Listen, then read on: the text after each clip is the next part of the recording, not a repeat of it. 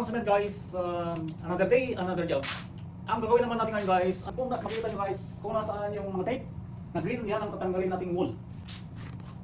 Ito guys ay concrete.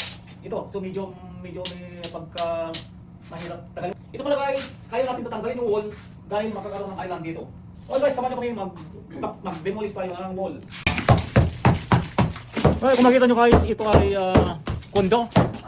Ganito pala yung wall natin sa mga apartment, kondo, concrete, mayroong wire mesh. So ang thickness pala ito guys ay 2 and 1/2 inch lang.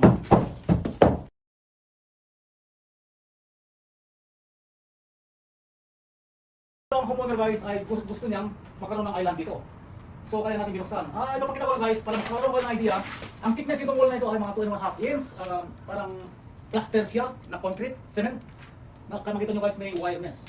So mga partner at mga kondo guys, ganito talaga ginawa nung araw pa, plaster lang. Kaya medyo mahirap baklasin. Hindi lahat ng management guys ay pumapayag na gumagawa kayo ng ganito.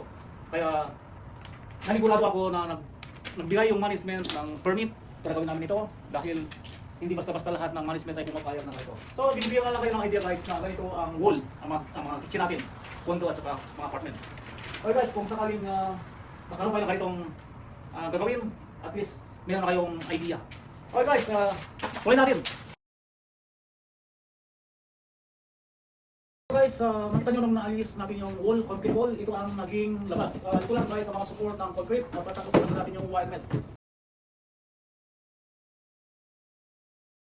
Finally guys, natapos na natin binaklas yung wall at ito ang naging result. Makita nyo guys, ang daming wire dito na napituan. So, pupunta dito yung electrician para ayusin natin ito.